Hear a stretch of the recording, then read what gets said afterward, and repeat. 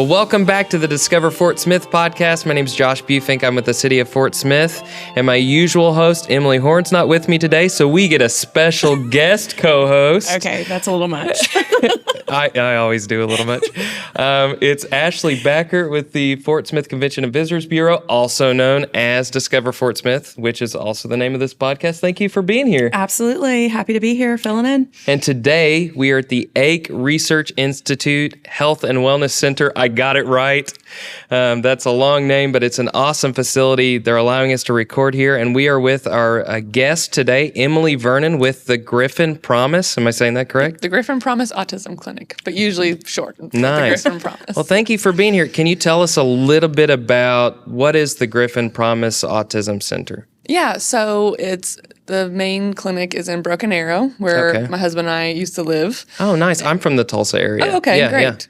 Yeah. And we moved, I say back because my husband and Ashley's got some ties there too. Ooh, Sorry. I worked there for a little bit, yeah. I try not to interrupt, but I just, anyway, sorry. Yeah, so we lived there for about 6 years, and then my husband grew up in Fort Smith. Okay. And so he had the job opportunity to move back, and my executive director, I was like, hoping that she would let me open a satellite clinic in Fort Smith because the way that we approach autism and therapy is different than a lot of other places. And I knew Fort Smith needed something like I do. And so when she said I could have a satellite clinic, I jumped on it. And so we've been here for about 2 years now. Oh, nice. And have Where a lot are you of located? plans. Right now, I'm in the First United Methodist Church. I have an office there. Okay. We are actively looking for a space to expand into. Yeah. So we can grow what I want to have here in town. Yeah. What's your vision? My vision? Yeah. If I had all the money, I want to open a open to the public sensory gym. Oh, nice. So, somewhere that's not as big as I love all the places here, but someone's a little bit smaller, more self-contained where the parents can see their kids the whole area, and somewhere they don't have to worry about their kid having a meltdown or stimming or, whatever it might be, and get that energy and the sensory experiences they need. Yeah. So that I would really love to do. And then I would love to open up a homeschool co-op for families to come in and use our space and our resources for that. And then also the last thing is like an autism coalition in the River Valley area. I've met a lot of great people in this area who are passionate about similar with autism or kids or whatever it might be on the spectrum, and just kind of have a place to work together. Yeah. So what got you started? And I'm sorry if you have a question. That was exactly where I was going. Okay. You're good. Have at it. So what got you started in this line of work? Yeah, so I'm an occupational therapist. Okay. I went to OU in Tulsa. I won't hold that against you. I know. I was not by choice. Okay. It's just the only one in Oklahoma that had it at the time. I've been an OT for, 15 years now. And always worked here. I actually worked here for 6 years in Fort Smith at the Kistler Center for those 6 years. And then we moved to Tulsa and got a couple of different jobs there. And then I got to go out to work after my daughter was born and met the executive director at Griffin Promise in Broken Arrow, and we clicked immediately, and I got to build their OT department there. So nice. I really love working with the autism population and their families.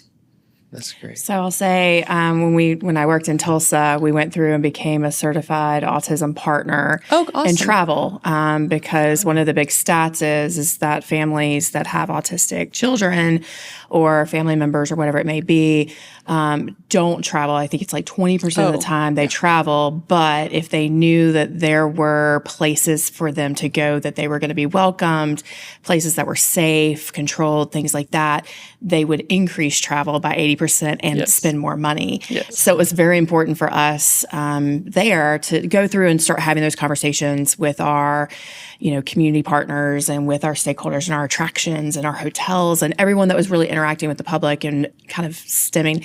Where do you see, I think, this whole travel piece playing a part and the work that you guys do helping educate, I think, Fort Smith residents on when you have those incidents and you do come across, like, how can we best support?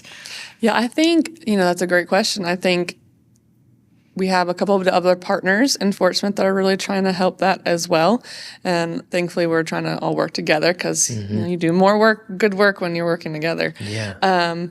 I think it's unfortunately a slow process. Yeah. We just finished April and it's Autism Acceptance Awareness Month. But the problem is you can accept and be aware, but that doesn't make you change, right? So I recently had a out-of-state client come and see me this week, and they always want recommendations of like where to go between sessions. And there's several restaurants that I know are friendly and welcoming and a good environment for that. Even though I've never spoken to the owners, I just have been there myself and know. But I think having like education conferences, or I was talking to Lori Hall, who has Spindle, and we want to get together and do like an autism conference where you do, people she's all about getting autistic individuals work and jobs. And so she wants to educate the employers, here in town to how to hire them and what their strengths might be. And then, I do younger kids typically. And so how can we all get together and create these environments like the sensory gym I want to open up? Yeah. I do think Fort Smith does a great job already. Like Parrot Island has a sensory time, Bowling World has, a lot of people do a sensory time, but I think also we have to allow them to come during non-sensory times, and so how do you also navigate that? I think is a big piece of it as well.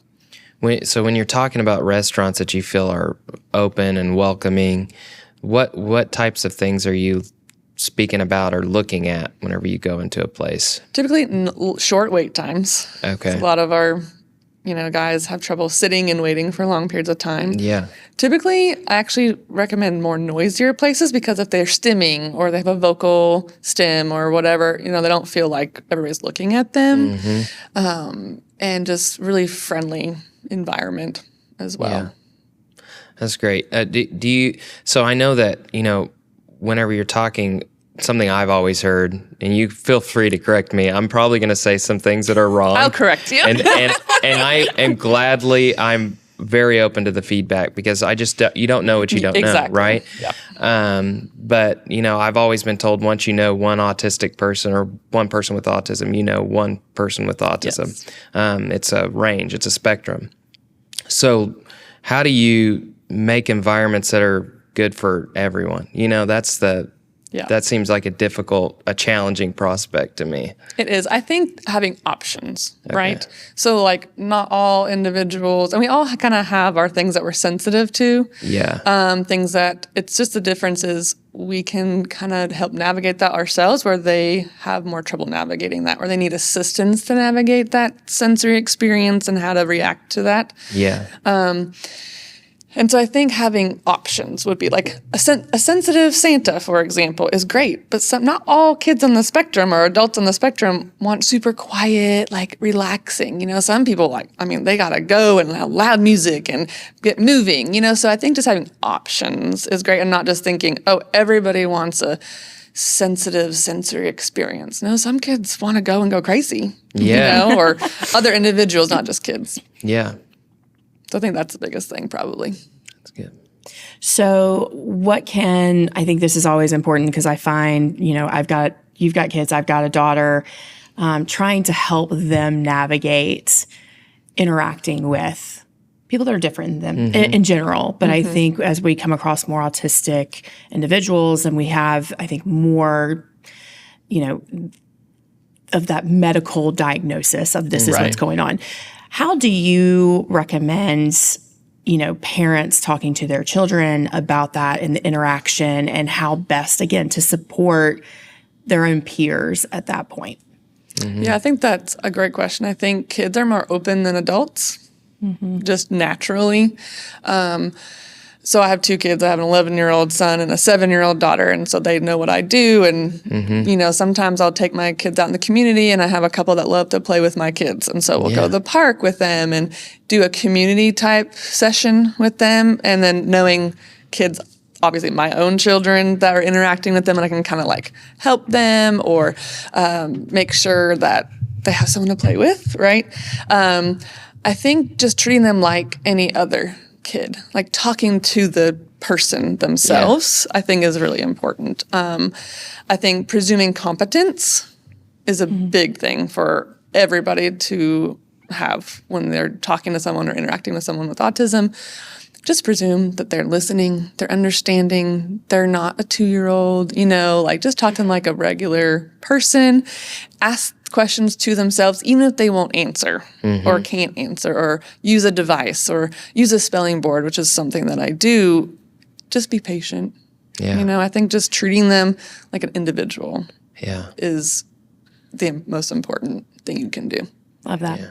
What are some of the things that you all do to in your therapies and stuff like that at your clinic? For individuals with autism? Yeah. We do, so because I have a small space currently, I do have some sensory items that we do. We do a lot of community stuff. I'll go out to restaurants with families, like what's the most difficult thing? Going to Walmart, I've done that. So we'll navigate that with them. And then sometimes doing school stuff, is really challenging. So we'll work at sitting at a table, following directions. And then this summer, it's our first try at a summer camp that we're doing. For school-age kids, and then doing a preschool to just like 2 sessions group thing, and then a teen social skills group thing. So I think the biggest thing is increasing our group ability, because most of our kids can do great one-on-one. Yeah. But once you get them into a more of a group setting, that's a tricky thing. And it's hard to do if it's only me and the kiddo. Yeah. It sounds like you guys really tailor what a family or what an individual needs. You tailor your program, or you tailor their therapies or whatever it is to that individual. Yeah, exactly. Because and especially occupational therapy, and most therapies are like this too, but we base it off of what's important to the child, if they can speak and tell us, or what's important to the family, or, what they're struggling with the most. Because if I'm not helping that, then there's no point in coming to see me. And we use a relationship-based approach. So, we treat them like a child, and we teach them through play. We still have them communicate with us, whatever way that might be. It might be pointing, it might be pushing us towards whatever they want. And then we use that when we have that rapport and relationship to push them a little bit further out of their comfort zone. We work a lot on flexibility, on coming up and initiating things with us. But we don't stop them from doing the things they love. We don't stop them from lining things up. If you line things up and you love it, I'm going to line stuff up with you, right? Yeah. Like I'm going to have that, because if you're trying to make a friend, you want a friend that does things like you do, that has the same interests that you do. And so if I'm always trying to change the way you play or the things that you like, you don't want to be friends with me, and I'm not going to get very far. Yeah. So I imagine some days are difficult in your line of work, that some things are more successful than others, but maybe talk to us about one of those successful moments, something that you're really proud of, maybe even like a breakthrough moment for somebody that happened that, kind of kept you going, kind of gives you the drive to keep doing what you're doing. Yeah, I think that's hard, because success for one person is not success for another person, right? I think the biggest thing about occupational therapy in general is it's those small wins, right? It's, I have a kid right now, and she's one of my best friends, and I see her son in her home. And when we first started working, we're working a very specific type of protocol currently. And he could not sit still. He'd run around the house, maybe he'd come back, he'd have to sit in my lap, and we'd do the thing. And then today I saw him, and, he's just sitting at the chair and, working and, going back and forth, but not out of control, right? Like he'd take a break, but come right back. And I like it because it's not a robot type work. It's like, oh, his sensory system is calm. I've worked with him enough to where he trusts me and he knows what we're working towards. And he doesn't really have a lot of words to tell me that, but just his actions and the difference between when we started and where we are now. Yeah. I think that's a big success. So what's the process of going about getting a diagnosis for somebody who may be on the spectrum? I assume there will be people watching who are, curious about maybe my child is on the spectrum, you know? I think that's a great question. Yeah. Arkansas is not great about it, and that's nothing against Arkansas. I love it. Just the process can be a little convoluted. So most places are like Schmeeding Developmental Center and Dennis Developmental Center in Little Rock. Okay. And they have a 1 to 2 year wait. Oh, wow. Yes. And so most people don't know that in Arkansas there are 3 things you have to have. You have to have someone who does assessments, and they say, oh, this assessment says that you qualify as autistic. Like a psychological? Like assessment. A psychological, and then you have, so that can be done by an SLP, a speech language pathologist. Okay. And we have 2 that do them in Broken Arrow. So I've finally got some momentum in that, where we've had several in this area, or just in Arkansas in general, go to Broken Arrow.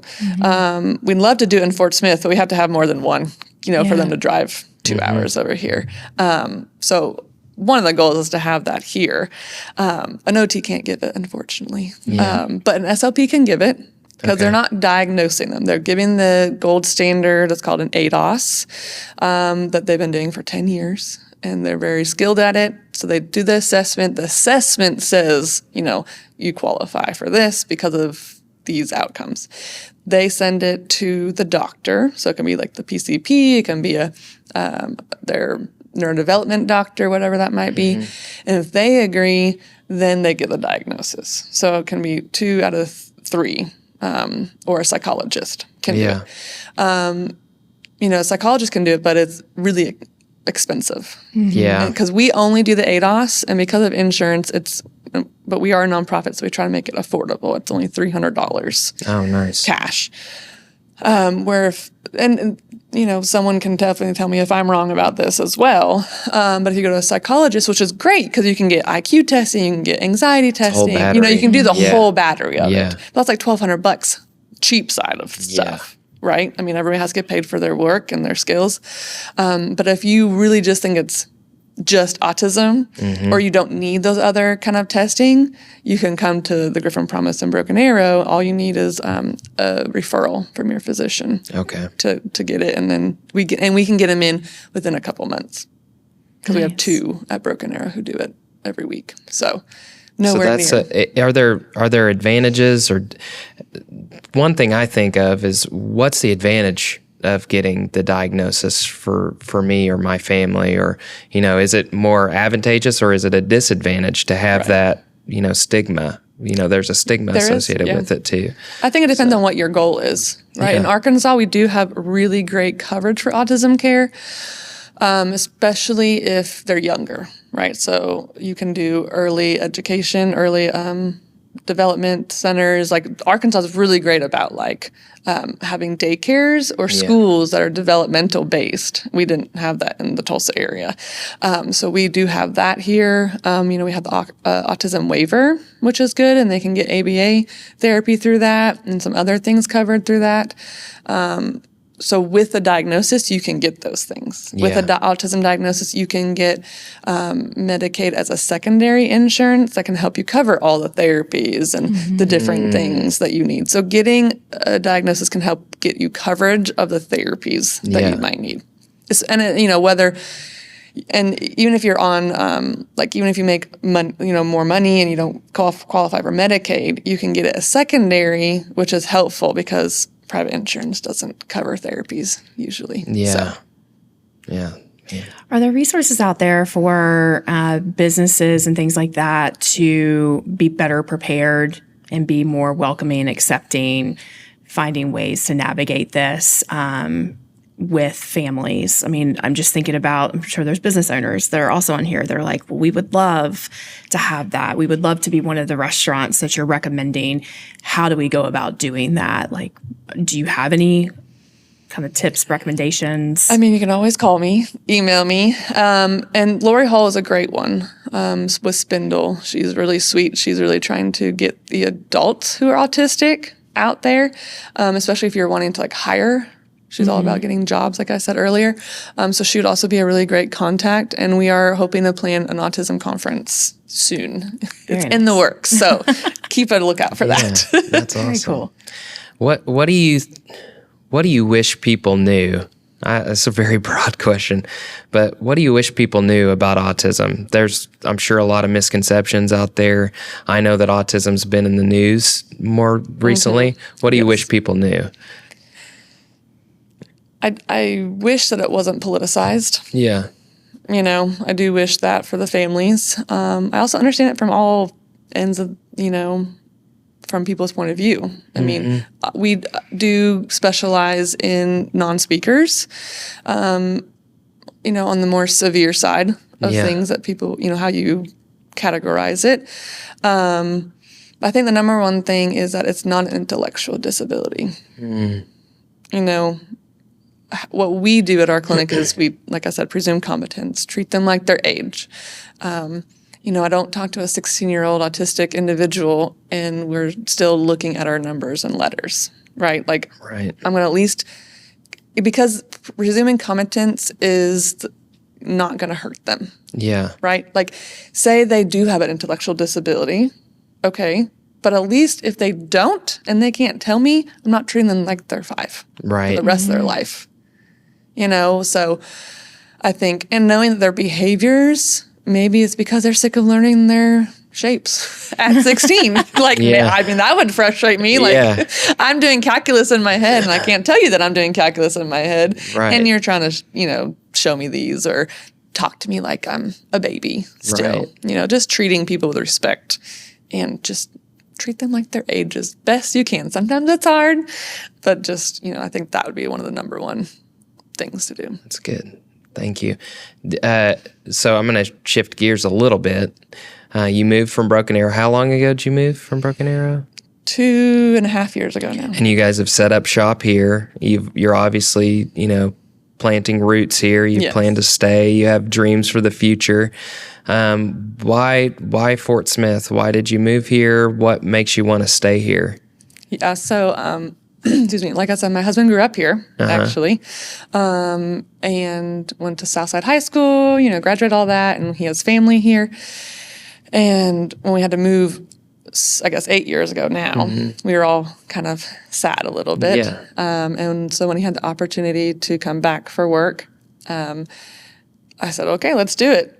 You know, we love Fort Smith. We love that it's a town that has amenities, but it's also small. It has a lot of stuff for kids and families for free or cheap. I think that was one of the biggest things. Like, you know, we did all these things and we live south of Tulsa and I'd have to drive 25 plus minutes just to get to my son's soccer stuff, you know, and it was not cheap. And, but here, you know, he does all of the things. Here, and it's all within 10 minutes of each other from our house, and I think that's great. I think we didn't really have like friends in Tulsa. I think because everybody's spread out. You know, a lot of people live in the suburbs of Tulsa, and so it would be like 40 minutes to go see a friend. Or here, you know, it's 10 minutes, or even if they live in one of the suburbs here, you know, it does not take long to get places, and I think just knowing about my clinic and thinking about Fort Smith, like I think we're a very accepting community.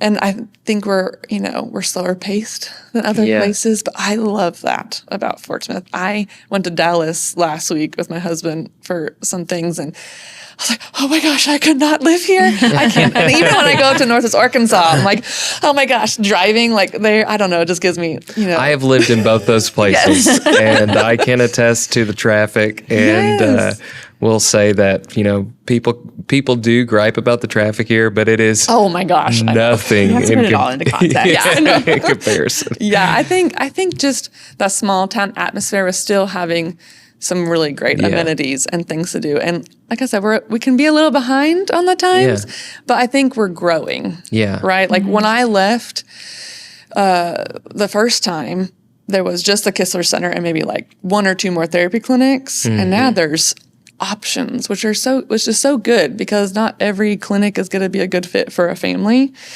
So just that in of itself, just having options for families. And I think there are people who really love this town. And if you don't, then I guess you should not be here. Go ahead. Go move on those other places. We don't want you here. I feel like there's a lot of opportunity to grow here too, Yeah. or to start something new. Whereas in a lot of other communities, no shade on them, but they have Yes. a lot of established things already. Yeah, I do agree. And it feels like outsider looking in, because I've not started anything myself really, but it feels like it's easier. It seems like it's easier to start something from the ground up here than it would be elsewhere. Well, and because I think it's a small community, right? Like, I just Googled or called a couple of people, and this year my goal was to go out and meet people, right? Yeah. To grow my own clinic, but also just to build that coalition and that community. And like when someone asks me, well, who do you recommend for a restaurant? Or who do you recommend for me to go see a counselor or whatever? And now I have those connections that we're making. And I think it makes it easier in Fort Smith, where if you're in Dallas or Tulsa, you're like, well, I don't know. Well, in 30 minutes down the road, you can Yeah. someone I would recommend, but this one's like, oh, they can come to your house or they're 5 minutes down the road. Yeah. So I Exactly. think that's a big difference. Yeah. I agree. Sorry. No, you're good. So I think Josh alluded, you have really great moments, and then you probably have some days where you're just drained at the end of it. Like, what is your go-to place to eat? Where are you guys going after kind of those tough days just to unwind and be, I think? Well, we go out a lot. So We love you. Yeah. Let's hear it.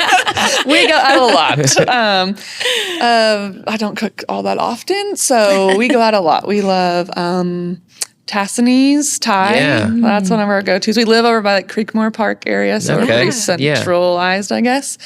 So we love Tassinese. We love a good George's. That's one of the restaurants I recommend for my That's a good clients one. to go to. Yeah. Because, you just go in, you sit And there's down. no wait. There's no Yeah. wait. Yeah.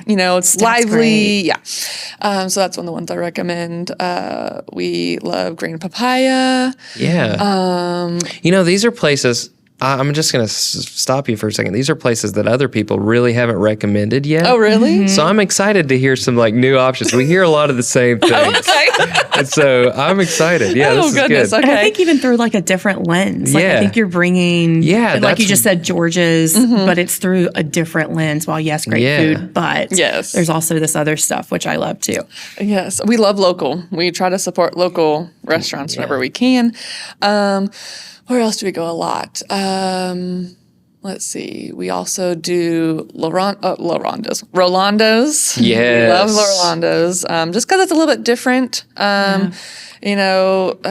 Hispanic food. Yeah.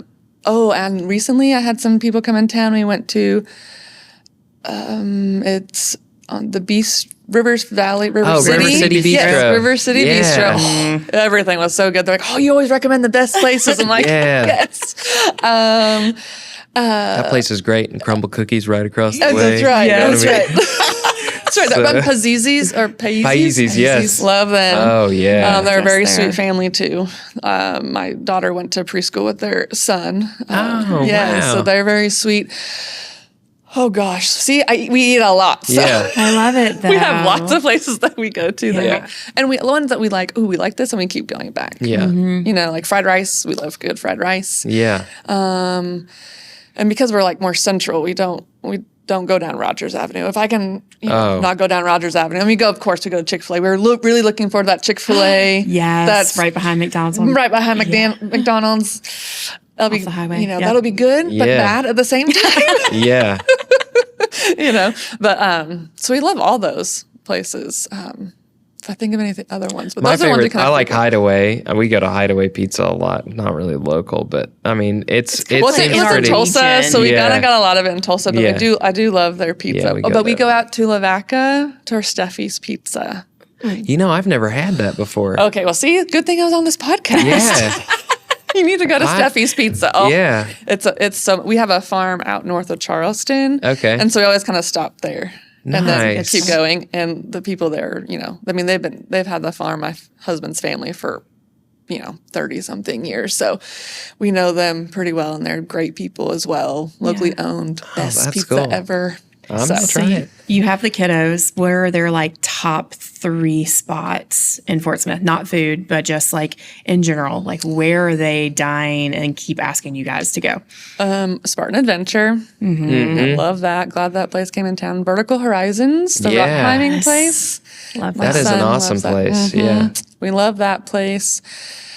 Let's see. We went out to the new Caroline Cross Park recently, and I didn't know their trails went so far back in the woods. Yeah, the northeast corner has a little boardwalk area, and it goes to the Arkansas River. It's really cool. And so I'm like, ooh, next time I'll have to bring, we have 2 dogs. And so, I'm like, okay, next time I know now. And it's paved. We did a little like off the track stuff too there, but that was really fun. All the parks are really great in Fort Smith. And we're excited to try the new opening at the pool. Yes. With all that new stuff. And we haven't done it yet, but that's always fun. It looks awesome. And then there's a new splash pad too at Martin Luther King Jr. Park. Ooh, I did see them doing the construction. It is. It's got a slide, and we visited this last week. It's awesome. Well, and most of those things are free. I mean, not Spartan Adventure and Vertical Horizons, but I mean, Fort Smith just does a great job, I think, with their parks all over town. And I think they do a really great job of, they hit one on the south side of town, and they'll go hit one on another side of town. And so I feel like Fort Smith does a pretty good job of, the money doesn't go to one area. Right. Yeah. And they look at things like Creekmore. We live right by Creekmore Park, and so we go there a lot.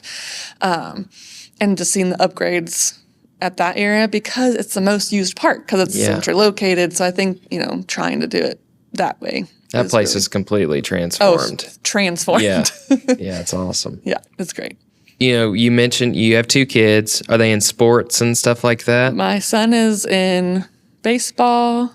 He's done tennis a little bit. He does CSA piano lessons. Oh, nice. At the Community School of the Arts. Truly in everything, like you said. Yep, he goes to Van Buren for Arts on Main. Yeah. He does all that stuff.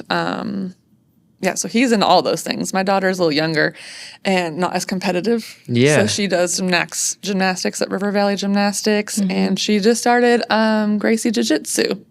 Oh, cool. And she's loving it. So those are the things she does. That's awesome. Where's Gracie Jiu-Jitsu? Where is that? Over where the old Woodsman store was in the mall. Okay. Oh, yeah. Kind of by Dillard's. I've seen that, yes. Yes, by Dillard's, yes. The first time we went there, I went all the way through the mall. And then I found out they had their own door to the outside. So I learned that one. That's great. But they're really great there, too. Very cool. What excites you about the future of Fort Smith? Where we're going, what your plans are in the future, and for what excites you? I think we have a group of people that I've met that have huge visions for Fort Smith. Unfortunately, nothing can happen overnight unless one of us wins the lottery. But I think we have huge hearts here in Fort Smith. And I think that's going to make us different from other people. It's local people who live here who are making the difference, not big corporations coming in and changing it. It's going to be the local people who have to step up and do it. We don't have the money that other towns might have, and so we have to be a little bit more strappy, and really get to know each other. I think, and the community helps build those things. So I just think, and it was interesting moving away and then coming back 6 or 7 years later. There has been movement. I think people can get stuck in like, oh, Fort Smith is stuck in their ways and blah, blah, blah. I said, yeah, but if you go away and then come back after a few years, you'll see the progress, that we're making.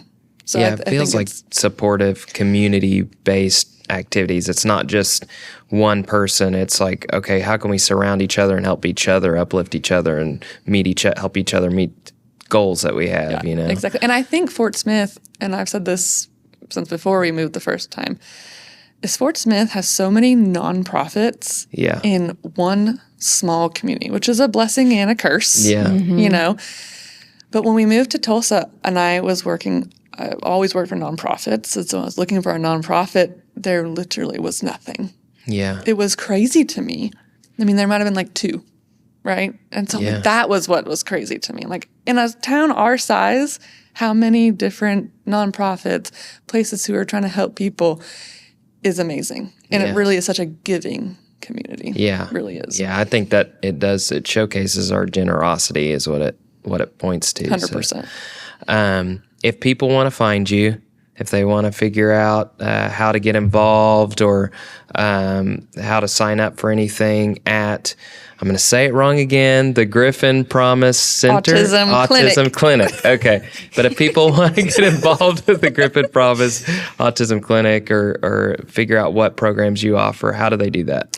Yes. So we have the Griffin Promise Autism Clinic.org. Okay. And we have a tab up there that says Fort Smith. I think it's under locations, Fort Smith.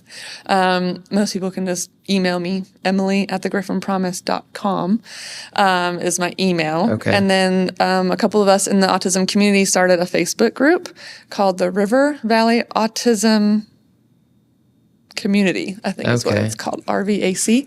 And it's on Facebook. And we already have almost 310 members. Wow. And I started it in January. That's amazing. Yes. And so eventually we do want to have like community events. It's just one of those things that, you know, it's in the works. Is that kind of like a support group? Yeah, like a support questions? group. It's a support group. A few professionals and I run it. So we'll share things that are really helpful for families. Or if a family has, hey, do you know of a hairdresser, you know, in town? So we'll share resources like that. Another person like, oh, do you know someone who has a dentist, an adult dentist, you know, who will take someone who has autism? Those are things I don't think about, but that's, I mean, if you're a family that has a child with autism, that's or an adult, figure out how to navigate that. Yeah, that's great. Thank you for doing. So it's River Valley Autism Community. Okay. Yes, I think if you just do River Valley or Fort Smith Autism, it should it'll pop up, I think. But that's a good experiment to try. Yeah, just try it. I will figure it out. It will be good. Well, thank you so much for joining us, Emily. I really appreciate the conversation and allowing us to hear a little bit more about the work you're doing in the River Valley. Oh, thank you for having me. I'm excited to see where it goes.